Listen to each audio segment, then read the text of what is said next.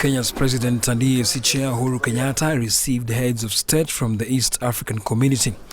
The summit was attended by Uganda's President Yoweri Museveni, Rwanda's Paul Kagame, South Sudan's Salva Kiir, DRC's Felix Tshisekedi, and Evariste Ndayishimiye of Burundi. After a presentation by Kenya's Chief of Defence Forces, General Robert Kibochi, in his capacity as chairperson of the Committee of the East African Community Chiefs of Defence Forces, the heads of state accepted and adopted the proposals as presented by the Chiefs of Defence Forces for immediate implementation. In doing so, the heads of state instructed that the regional force should, in cooperation with the military and administrative forces of the DRC, seek to stabilize and secure the peace in the DRC. The regional force should also cooperate in implementation of the disarmament and demobilization process. The heads of state also emphasized that all offensive language, hate speech, threats of genocide, and other politically inciting language must cease. They also agreed that people of the DRC must be encouraged to work together to stabilize the eastern part of the country for it to prosper.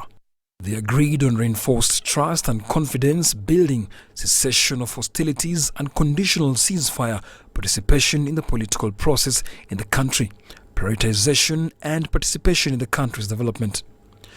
The regional force will be constituted as an East African Community Force under the EAC Protocol on Peace and Security in the EAC Treaty Article 124 on Regional Peace and Security and Article 125 on Cooperation in Defense. Among other issues discussed were the fate of combatants during reintegration and status of the refugees and internally displaced persons. Nick Mudimba, CGTN, Nairobi, Kenya.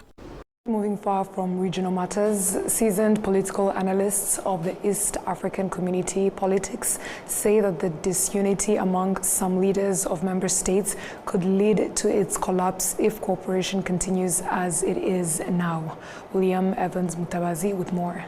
Sending East African Community Regional Force troops to Eastern Congo Kinshasa in 2023 was seen as a good step towards peace by heads of state of the East African Community after over 30 years of conflict. In an interview with the Ugandan television station, Major General Felix Kulaije, the spokesperson of the Ugandan Army, highlighted that the expulsion of the East African Community Regional Force from Congo raised further issues. East African Intervention Force, ECRAF, as the acronym was to actually create an enabling environment for political discussions. It's his history. When it came to 8th of December 2023, the force was told to pack and go. Because, in the words of Kinshasa government, we were supposed to fight M23. And that was contrary to the mandate the heads of state summit had given us. In my humble view, that's when the golden opportunity of dealing with the M23 question was lost. The situation soared further as countries like Tanzania and Burundi sent their troops to Congo to combat the M23. The East African Community fails the Democratic Republic of Congo again. After the closure of the East African Community, South African Development Community Joint Summit on the 8th of February 2025, a lot leaves the DRC hanging on the future motives of the leaders of the East African Community bloc.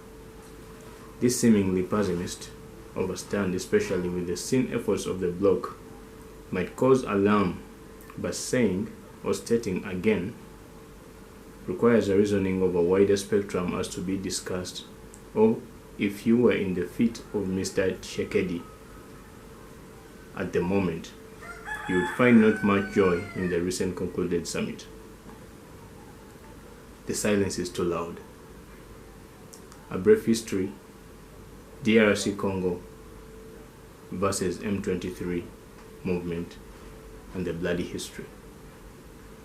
Since 2012, over a decade ago, the Democratic Republic of Congo has been battling insurgency in the mineral-rich Kivu province. The province is divided into the north and southern Kivu, which borders Uganda, Rwanda, and Burundi, all members of the East African Community, but two of the three, led by His Excellency Yoweri Museveni and the counterpart, His Excellency Mr. Paul Kagame, have at points in time been linked to the funding and logistically aiding the March 23 or M23 movement. M23 rebel group has massacred to the thousands and displaced no less than 2.5 million Congolese internally and to borders across since 2012. According to the statistics of the United Nations Refugee Agency, M23's first insurgency came in April 2012 and as a faction breaking away from the National Congress of the Defense of the People, which is CNDP, under the leadership of Mr. Sultani Makenga, Bosco Ntaganda, the spokesman, and Jean-Marie Runiga, and 300 others mutinying from the National Army with the reasons of unfair treatment and poor conditions. That year, November 2012, they captured Bunagana, and on the 20th of November 2012, took over Goma town, the capital of North Kivu, with ease, but after successive counters with the National Army and MONUSCO forces, M23 unilaterally withdrew from Goma and was forced southward to areas near Rwanda. On the 24th February 2013, under President Joseph Kabila, DRC and other 10 African countries signed an agreement to broker peace in the Eastern Congo, and by October, Goma had been successfully reclaimed by the Kinshasa government.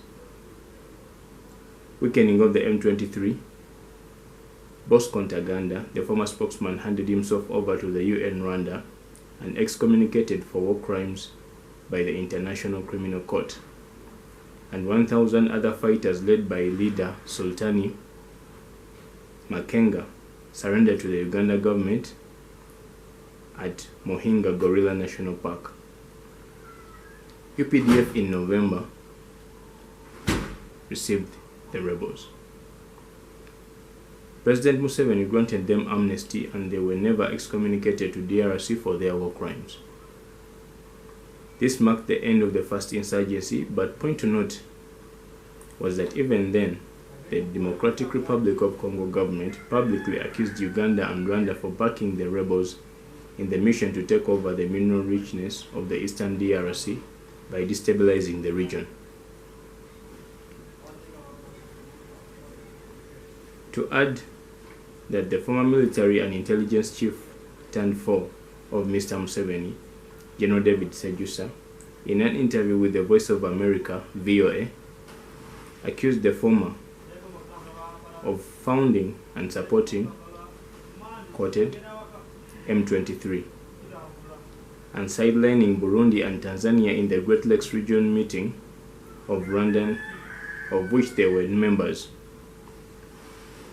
The UN reported that the M23 was used as a proxy by the Rwandan government to destabilize, gain natural resources, and kill Hutus who had fled Rwanda from the genocide of 1994. This linked both Uganda and Rwanda in the destabilizing of the Eastern DRC between 2012 and 2013. The second fall of Goma.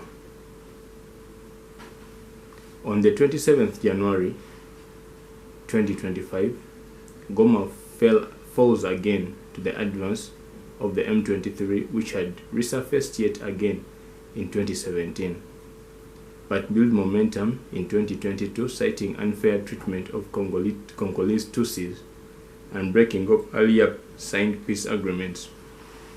Unlike 2012, Goma was taken with a fight as the DR Congo Army, FARDC, had partnered with SADC forces in the SADMI DRC, which is the South African Development Community Mission in DRC, and the UN force MONUSCO to counter rebel activity in Eastern DRC. Despite the resistance, M23, which was now a military wing of the Alliance Fleuve Congo, also known as the Congo River Alliance, headed by Colonel Nanga, former Electoral Commission of the DRC, in 2019, turned rebel. In his overseeing of the 2019 election, which endorsed Mr. Felix Tshisekedi as president, Nanga later publicly cited the election was unfairly conducted, resigned, and fled the country only to return 4 years later as the leader of an insurgency to oust Tshisekedi. In the capture of Goma, South Africa lost 9 soldiers, Malawi lost 3, and Uruguay lost 1 soldier. One may ask how nations miles away from northern Kivu had to lose soldiers in foreign land, and why neighbors Uganda, Rwanda, Burundi, and the East African Regional Force formed in 2022 didn't help in the neutralizing of the uprising, yet they were nearer and all members of the East African community. Firstly, Uganda is acting along with FARDC, which is the Congolese National Army, to bring an end to the ADF guerrilla rebel group, which took refuge in the forest of Kambi Yayua, Beni in eastern DRC, thus starting the Operation Shuja in 2021, and as soon raised 1,000 troops to cross to the DRC in February 2025 after the capture of Goma. Rwanda didn't engage because it was being widely confirmed by UN reports and the DRC government to be directly funding M23 with arms, funds, and personnel. President Kagame, however, publicly dismisses any involvement with the M23. And even before, despite being a member of the East African community, didn't offer any soldiers in the joint force.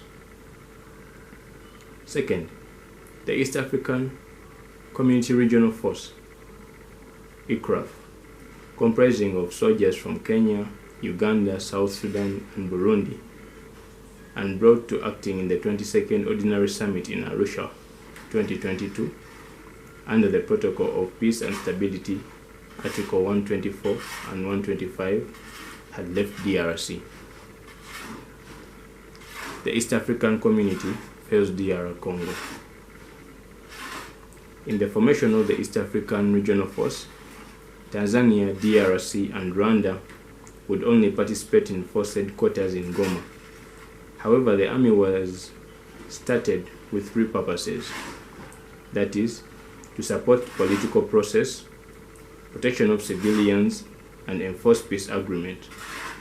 The purposes didn't complement DRC's motive to be helped to defeat the M23, which was a problem even to the DRC prior to becoming a full member of the East African community.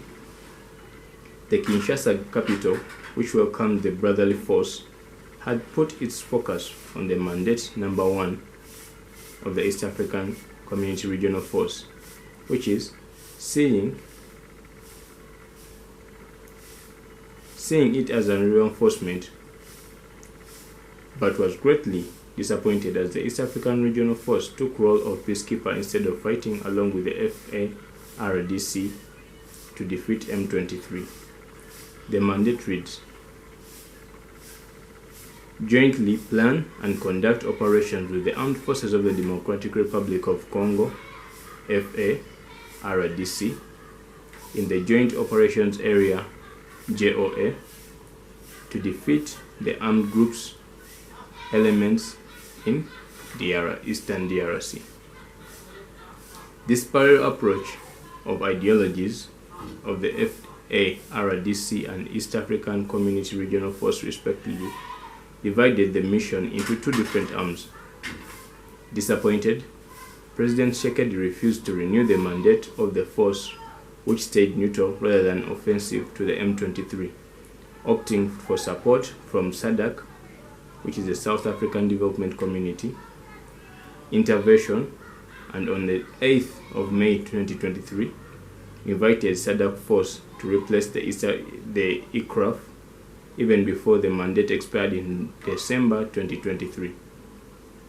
SADC responded by creating the SAMI DRC, in an extraordinary summit of heads of state, SADC meeting in Windhoek, Namibia. The East African Community Regional Force withdrew from DRC on the 8th of December 2023 after a year of operation. DR Congo, because of security and trade stimulation reasons, entered the East African Community on the 29th March 2022, and in that same span carried this problem of Eastern Congo rebels while joining, but expected the new partnership or the new partners to help it clear this problem by mounting pressure where the government had a weaker hand, thus the security reason, complementing the fragile army. The regional force, unfortunately for Congo, sidelined to a peacekeeping mission. The joint EAC SADC summit.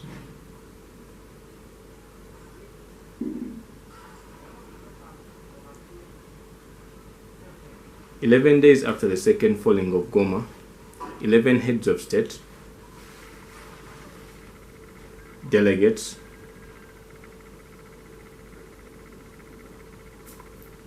the two executive secretaries of the East African Community and South African Development Community, and chairman of the African Union, His Excellency Mr. Musa Faki Mahat, and other delegates met in Dar es Salaam to discuss the possible solutions to the crisis in the Eastern DRC. The spotlight was mainly on the submissions of His Excellency Mr. Museveni, His Excellency Kagame, His Excellency Shekedi, and His Excellency Mr. Ramaphosa, who in recent social media posts on X called the Rwanda Defense Forces RDF a militia in context to its support of the M23. This had caused a virtual standoff with President Kagame, who replied, open quotes, "But South Africa is in no position to take the role of peacemaker or mediator," close quotes, after South Africa had lost more than 10 soldiers as M23 stood off with the SAMI DRC forces in the Battle for Goma on the 27th of January 2025. His Excellency Shekedi preferred to attend virtually and kept cards close to his chest the whole summit. Much was discussed, but in relation to M23, the following articles are key to note. Article 14 of the summit. The joint summit directed resumptions of direct negotiations and dialogue with all state and non-state parties, military or non-military, including M23, and under the framework of the Luanda-Nairobi process.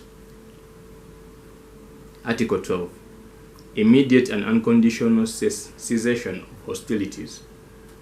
Article 18. The joint summit reaffirmed solidarity and unwavering commitment to continue supporting the DRC in its pursuit of safeguarding its independence, sovereignty, and territorial integrity, as well as sustainable peace and development. By closure of the summit, most citizens and the DRC government accepted the resolutions with a pinch, and studying the above, here is why. By closure of the summit, the leadership of AFC / the M23 movement were not invited to the summit, despite the head, Corneli Nanga, being publicly known to all parties. Recently, Mr. Kagame and Museveni had pushed for dialogue to meet the grievances of M23. Worse still, AFC M23, despite end of the summit, which wished for a peaceful dialogue, the fighting was continued down south to the southern Kivu province, and more territory is being captured even today. Articles 12 and 14 are already breached in that context. and Article 18, which reaffirms solidarity with the DRC, will be violated in case the DR Congo and willing partners, especially SAMI DRC forces, decide to counter the M23 force invading south of Goma. Africa and the rest of the international community are keeping up with the events in the eastern DRC, and we can only hope peace and dialogue outshine combat, which destroys lives, displaces people, and stability. Felix Tshisekedi and DR Congo, too, are unlikely to see M23 further advancements, which will result likely to a full-scale confrontation to stop aggression, but our prayers stay with the inhabitants and with those affected areas and Congolese brethren to witness yet another era of peace and stability. Thank you very much. Fighting that has been going on from its inception was caused by DRC, not by Rwanda. These same people who are fighting, right, for their rights, didn't come from here. So let me ask this directly, Mr. President. Today, on the 3rd of February, does Rwanda currently have any troops at all in Eastern DRC? I don't know. You're the commander-in-chief. Yeah, there are many things I don't know. But if you want to ask me, is there a problem in Congo that concerns Rwanda and that Rwanda would do anything to protect itself? I'd say 100%. Does this risk a war in the region? I don't know. I don't think anybody is interested in war. I even don't think Tshisekedi is interested in war himself. But he has been encouraged in that direction by people showing up to fight for him his wars. That Rwanda exports coltan, for instance, which does not exist here, is smuggled from DRC. No, please, I invite you, we'll show you where we mine coltan. But Does Rwanda export any other minerals that are smuggled from Eastern DRC?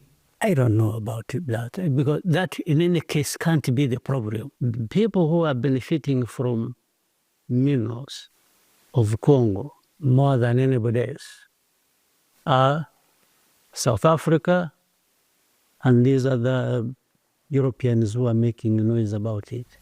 The comparison has been made that you are the Vladimir Putin of Africa, that he attacked eastern Ukraine, claiming to protect the ethnic minority while having an eye on the minerals there. I may be called anything. What can I do about it? But I am what I am. I have to be who we are. That's it. And we have to do what we have to do. I have explained enough of that. So, but we have to make sure we survive any storm that blows across our country.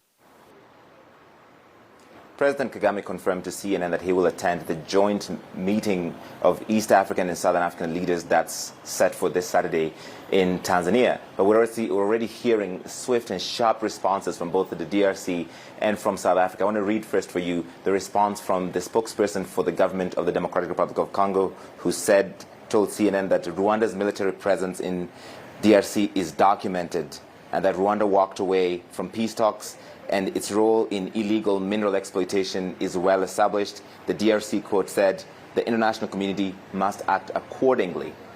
President Kagame also said that South African troops are also in Eastern DRC to secure the minerals, which the South African government has now responded to. A spokesperson for South Africa's presidency said, South African soldiers are in the DRC as part of the Southern African Development Community mission in the DRC and the UN Organization Stabilization Mission, or MONUSCO, in the Congo. Any other suggestion is, quote, purely disingenuous and devoid of any facts. So this interview will likely lead to a war of words on both sides, as you're already seeing. President Tshisekedi's team, President Ramaphosa's team are not happy about this. President Kagame told me that in his last call with President Ramaphosa, The statement that came out of South Africa was completely different. He felt that President Ramaphosa misrepresented what he said, and he had to set the record straight. So maybe that meeting on Saturday could help unlock this deadlock. But so far, it seems that the positions are still very far apart, and there's quite some daylight between Rwanda and its neighbor in the DRC. Right, Larry Mado, live for us there. Thank you so much.